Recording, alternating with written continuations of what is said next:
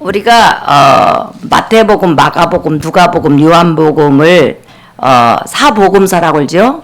예수님께서 하나님의 아들이신 예수님께서 육신을 입고 이 땅에 오셔서 태어날 때부터 십자가에 죽으시고 부활 승천에 이르기까지 예수님의 전 생애를 기록한 것이 사복음서입니다. 그리고 예수님께서는 수십만 수백만 가지 수많은 표적과 이적과 능력을 많이 행하셨지만 그 많은 표적과 이적 중에서 한 35가지 정도만 이 사복음서에 기록을 해놨어요.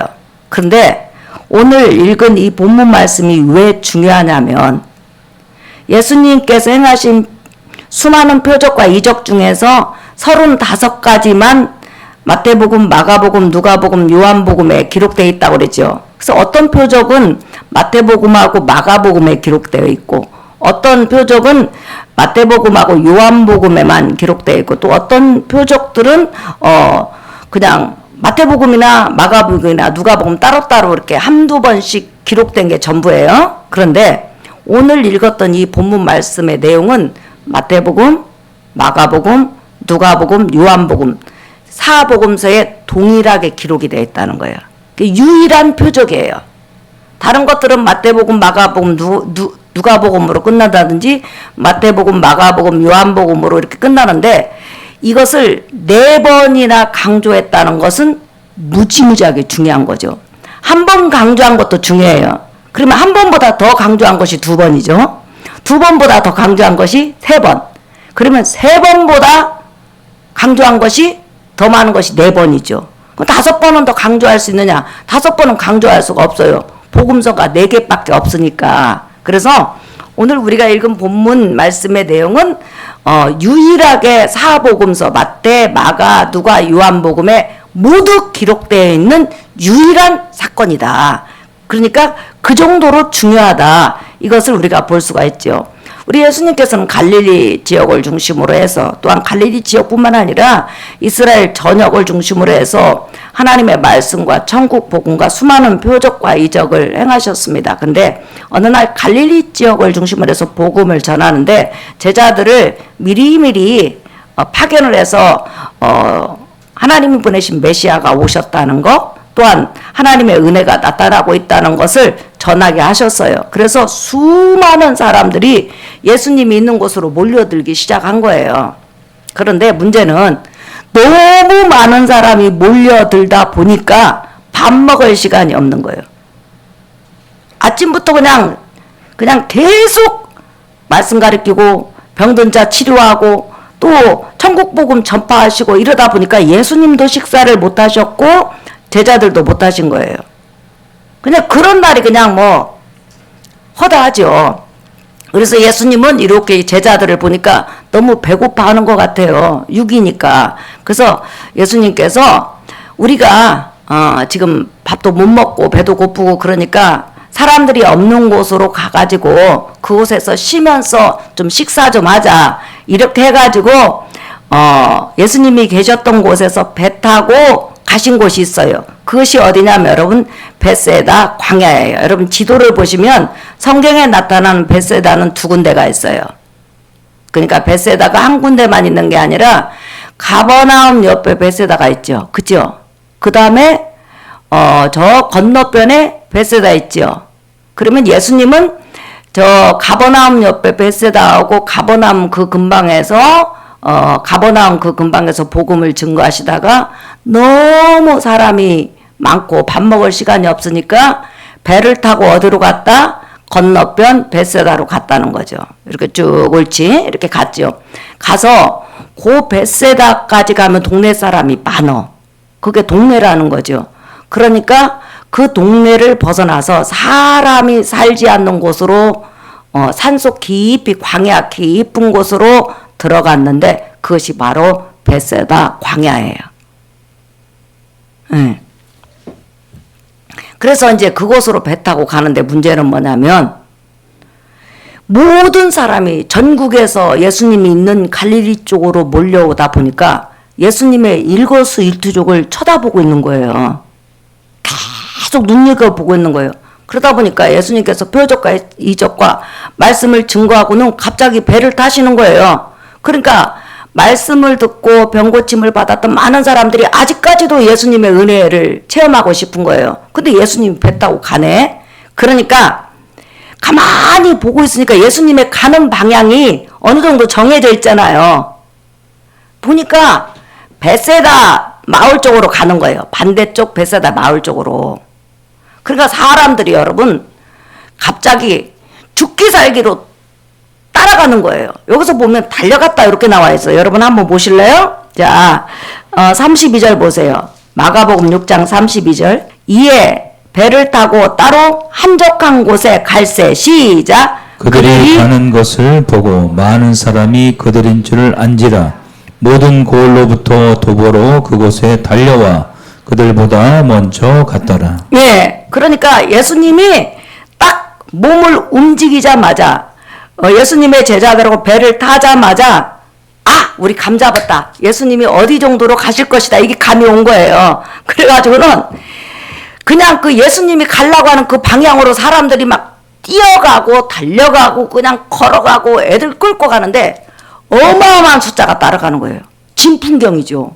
그 예수님은 지금 배 타고 가는데 사람들은 그 배를 다 탈 수가 없잖아요. 나중에 모인 숫자가 남자만 5,000명이니까 아무리 못 모였어도 3만 명 이상은 모였겠죠. 여자들까지 합쳐서 어마어마한 숫자가 모였을 거 아니에요. 그러니까 수많은 사람이 예수님이 가는 곳곳마다 막 수만 명이 막 이동하는 거예요. 마치 물고기가 이동하듯이 막 이동하는 거예요. 그래가지고 예수님이 벳세다에 딱 내려가지고 지도 보여주세요. 벳세다에 내려서 사람이 없는 깊은 광야로 들어갔는데 이거 웬일입니까? 벌써 사람들이 와서 기다리고 있는 거예요. 여기서 우리가 중요한 게 얼마나 예수님 만나기를 사모하고 예수님과 같이 있기를 원했는지 알 수 있겠죠. 그러니까 예수님에게 시선을 띄지 않는 거예요. 그래가지고 예수님이 가서 보니까 어마어마한 사람이 있는 거예요. 그 제가 이제 벳세다 그 광야 예수님께서 설교하셨던 곳을 가니까 이렇게 산이에요. 그래서 산 중턱에 예수님은 앉아 있고 산 밑으로 사람들이 쫙 이렇게 앉아 있는 그런 풍경을 가지고 있더라고요.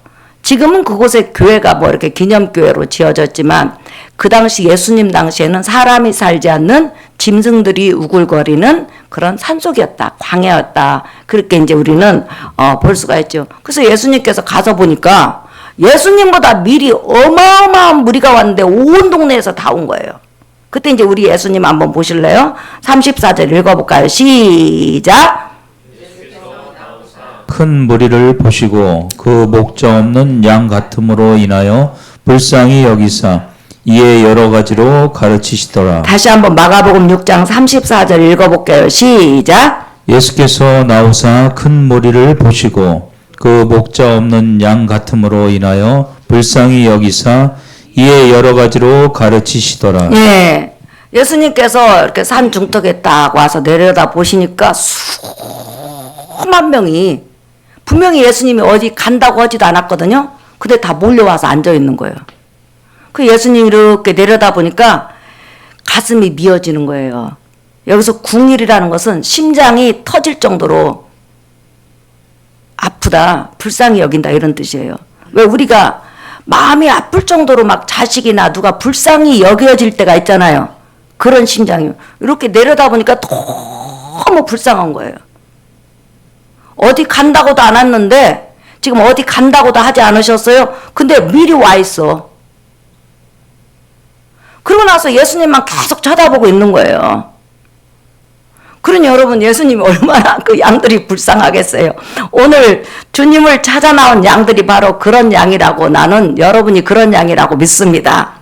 저 주님 은혜 받겠다고 앉아 있으니 얼마나 주님이 볼 때는 눈물이 나겠어요. 우리 영이신 주님께서 딱 오셔서 믿음 집사님을 볼 때 얼마나 눈물이 나고 우리 지복순 권사님을 볼 때 얼마나 대견스럽기도 하고 불쌍하기도 하고 안쓰럽기도 하고 사랑스럽기도 하고 이런 모든 것이 막 교차하겠죠. 그래서 우리 예수님께서 그들을 다 이제 앉힌 다음에 바로 너무 불쌍히 여기니까 바로 하신 그 일이 있어요. 그게 뭐냐면 여러분 우리 한번 보실까요?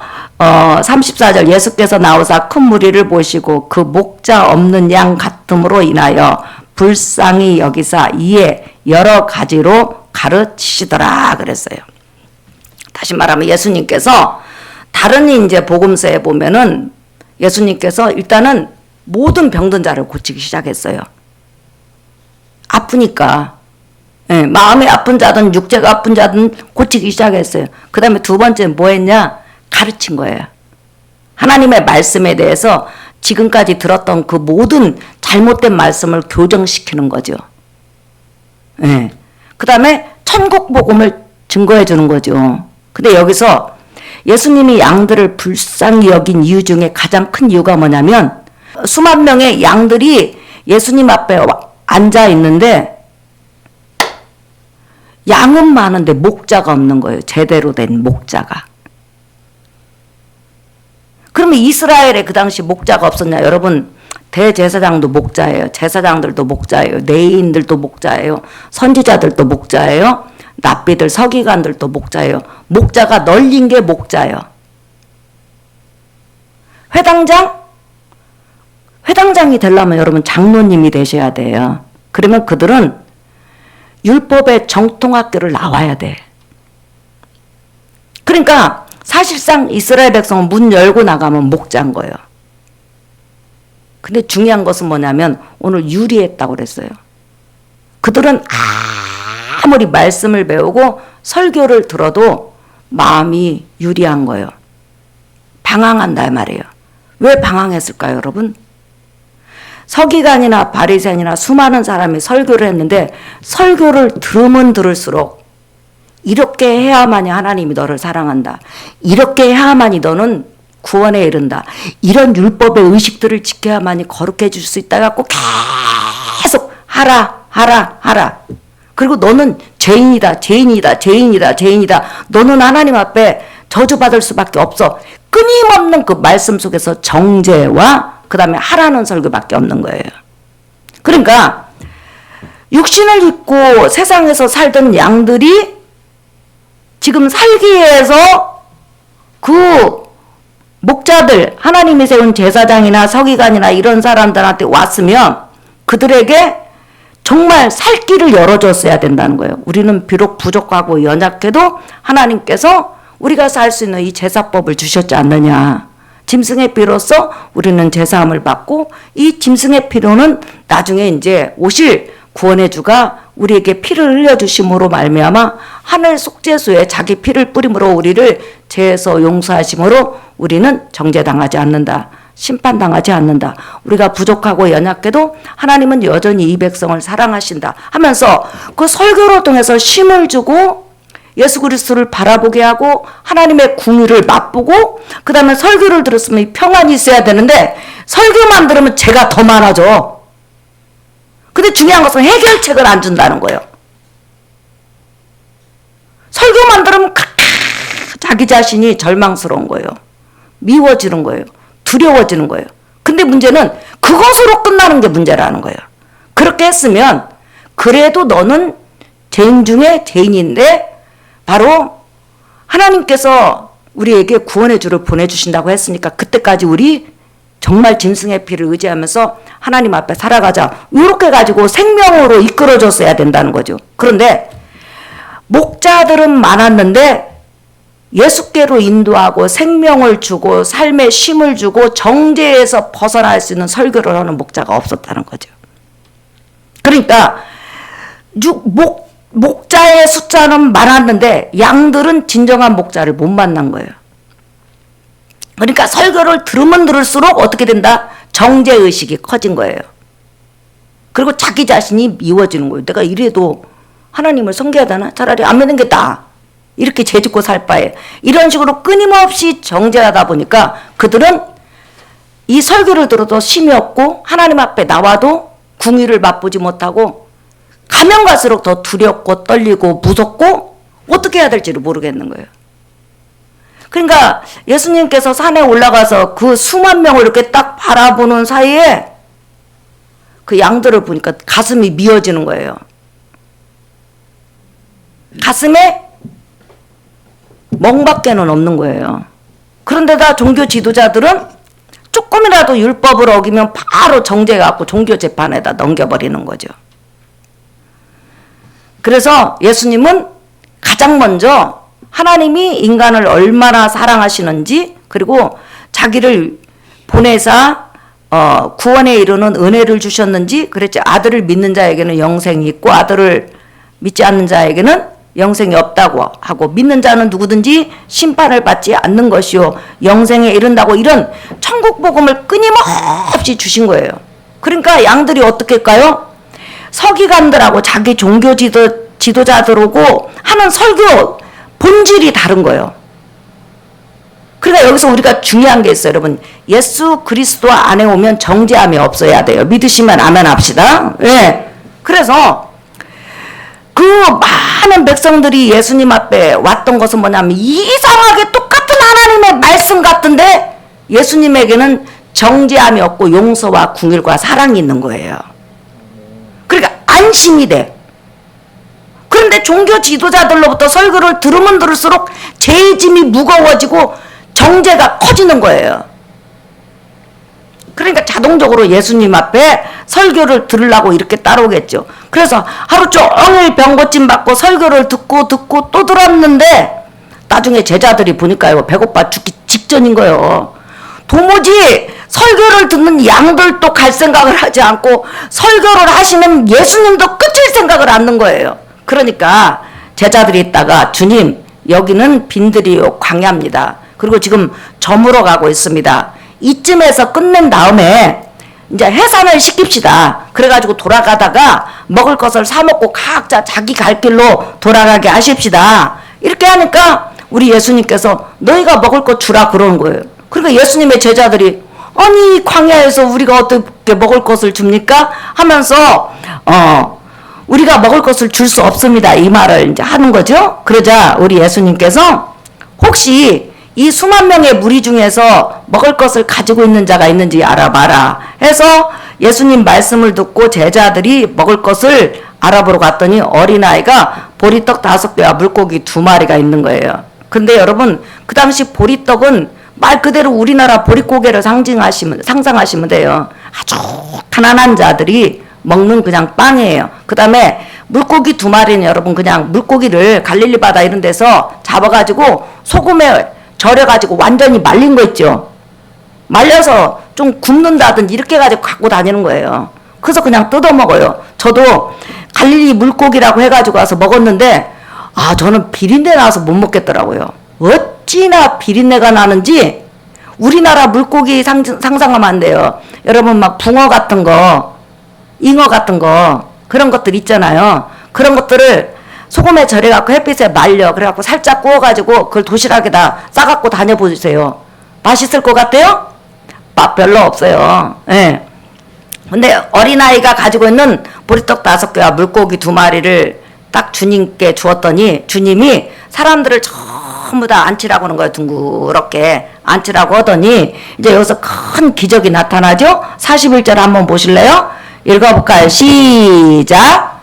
예수께서 떡 5개와 물고기 2마리를 가지사 하늘을 우러러 축사하시고 떡을 떼어 제자들에게 주어 사람들에게 나누어 주게 하시고 또 물고기 2마리도 모든 사람에게 나누시매. 네. 자, 예수님께서 그 어린아이가 가지고 온 떡 5개하고 물고기 2마리를 손에 받으셨어요. 뭐 양손에 받으셨을 것 같아요. 제가 볼 때는. 예. 그랬더니 하늘을 향해서 우러러 하나님 앞에 감사기 들어오는 거예요. 하나님 이렇게 양식을 주셔서 감사합니다. 이제 이 양식을 여기에 모인 사람에게 나눠줍니다. 이렇게 하면서 이제 기도를 했을 거 아니에요. 그리고 나서는 여기서 중요한 단어가 하나 나와요, 여러분. 예수님 양손에는 지금 떡 5개하고 한 손에는 지금 물고기 2마리가 있는데 사람들에게 나눠주라고 그랬어요. 그럼 우리가 보통 생각할 때는 예수님으로부터 물고기 2마리하고 떡 5개를 제자들이 받은 다음에, 잘 보세요. 받은 다음에 그 다음에 사람들한테 나눠주니까 나눠주는 사이에 그냥 이렇게 막 떡하고 물고기하고 불어난 것으로 이렇게 생각을 하죠. 근데 그렇지 않아요. 여기 보면 중요한 단어가 하나 나와요, 여러분. 이걸 강조하는 거예요, 이 본문에서. 그러니까 사복음서에서 마태, 마가, 누가, 요한 이 복음에서 이 단어를 가장 강력하게 강조하고 있어요. 41절 제가 읽어볼게요.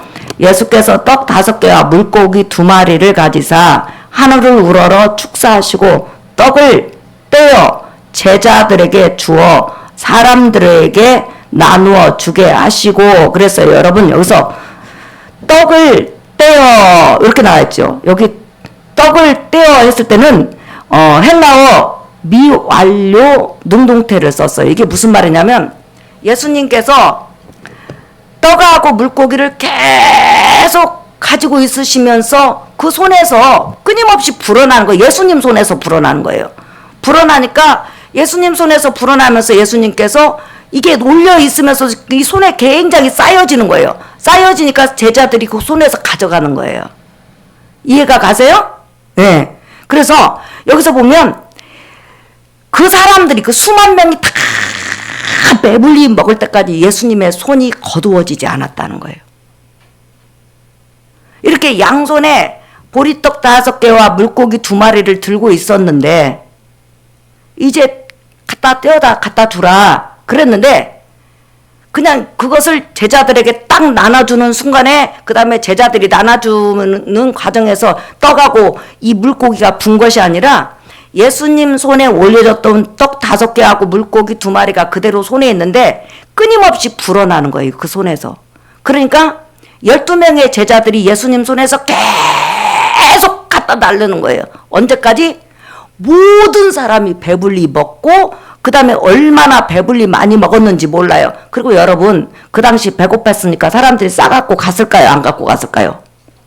떡이 끊임없이 나와. 그러면 나와 여러분 같으면 어땠을 것 같아요? 굶었으니까. 내일이라도 갖다 먹어야지. 부지런히 우리 가지고 가지 않았겠어요? 저 어렸을 때는요. 굉장히 가난해가지고 1년에 한두 번 정도 떡을 먹었어요. 그리고 이제 엄마가 큰 부잣집 이렇게 잔치를 갔다 오잖아요. 그러면 이제 가서 하루 종일 일해주고 그냥 뭐 음식을 좀 얻어오는 거예요. 근데 부침개 같은 것은 기름이 있으니까 못 갖고 와요. 근데 떡은 여러분 그 당시는 종이가 귀하니까 그냥 호주머니에다 넣어 갖고 오는 거예요. 그런데 우리 엄마가 거기다 떡을 가지고 와요. 그래가지고 우리들 이렇게 떡을 나눠주면요 먹었던 기억이 나요. 예. 그러면서 그 엄마가 그 먹여줬던 그 떡이 지금도 그렇게 맛있었던 것 같아요. 뭐 한두 알 먹었는데. 그러니까 음식이 귀하다면 얼마만큼 예수님 손에서 끊임없이 펼쳐진 손에서 이 보리떡 5개하고 이 물고기 2마리 예수님 손에서 떡하고 그 다음에 물고기가 불어났는지 알 수 있죠. 언제까지?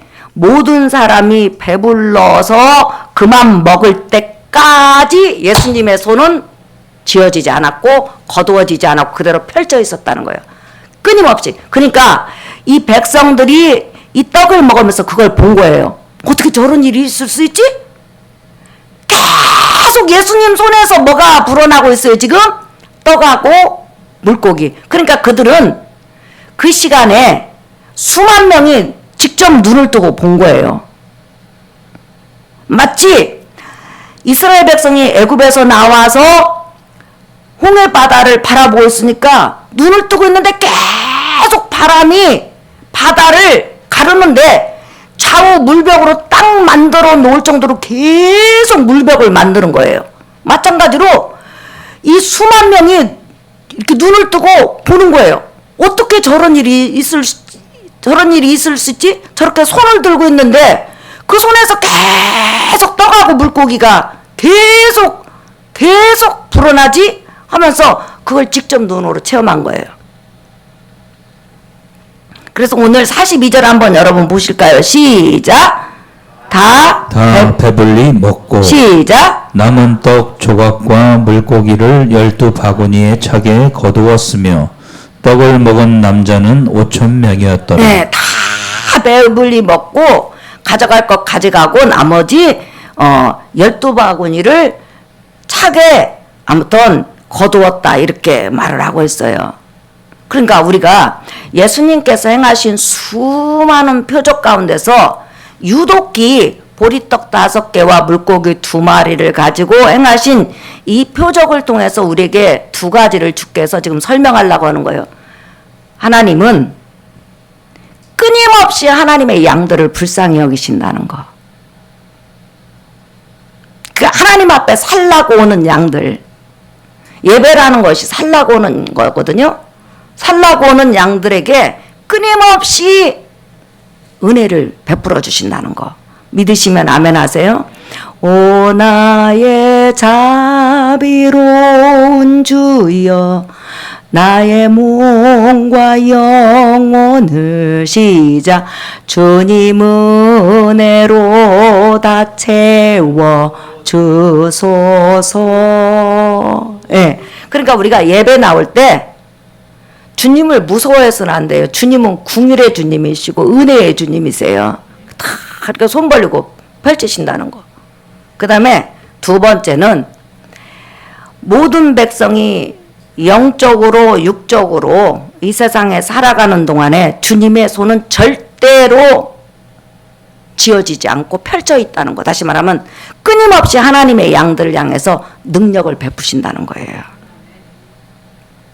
그러니까 우리가 이 사건을 통해서 영적으로 오면 예수께서 영의 양식을 주시는데 배불리 먹도록 주시는데 언제까지?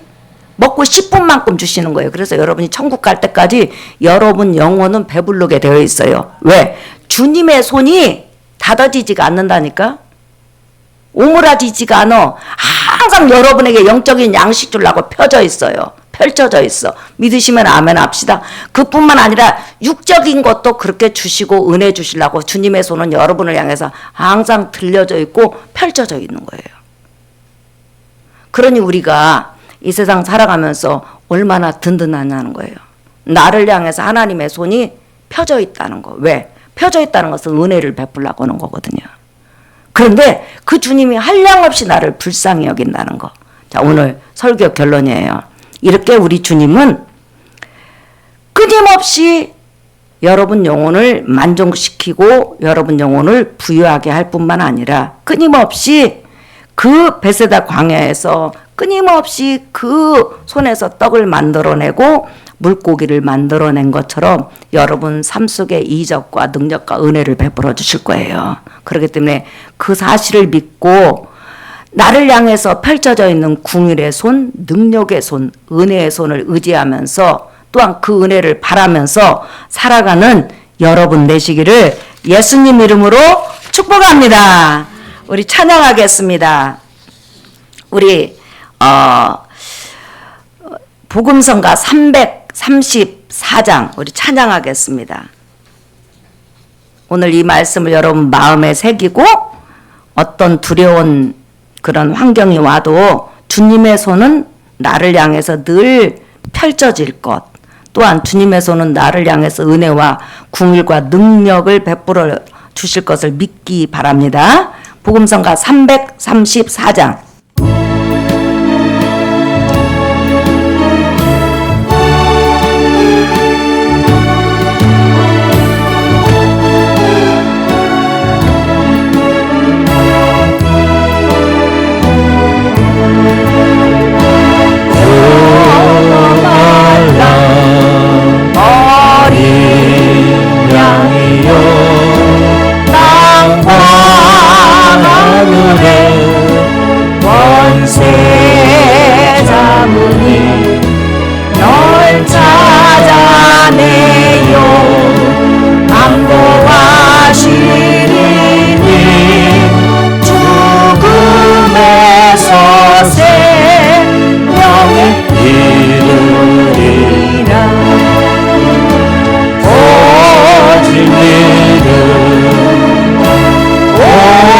오직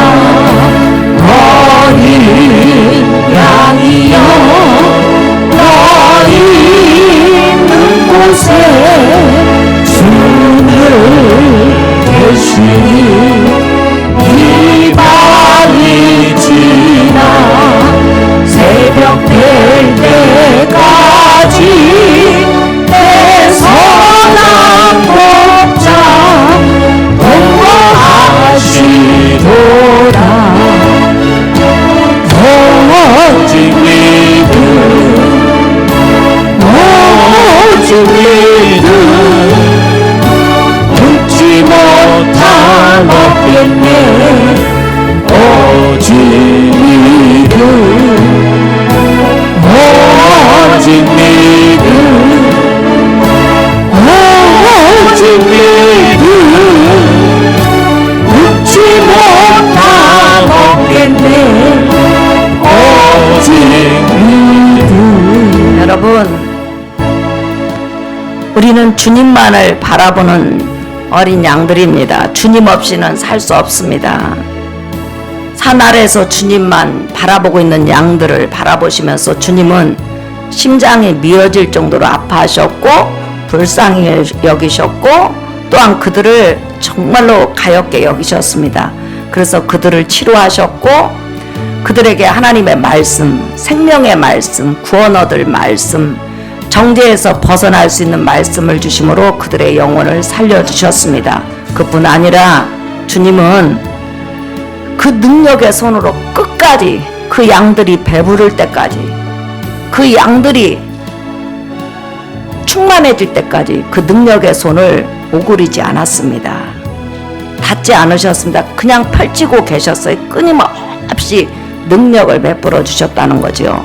오늘 또 우리 주님의 손은 나와 여러분을 향해서 천국 갈 때까지 절대로 거두어지거나 오므려지거나 또한 닫아지지 않습니다. 항상 주님은 우리에게 열린 손으로 능력을 베풀어 주실 거예요. 그 주님 앞에 주님 감사합니다. 제가 마음에 힘을 얻습니다. 은혜를 얻습니다. 주님의 손으로 우리 가정을 만져주시고 내 삶을 만져주시고 우리 사정을 만져주시옵소서. 자, 우리 이 시간 주여 한 번만 부른 다음에 통성으로 기도하겠습니다. 주여!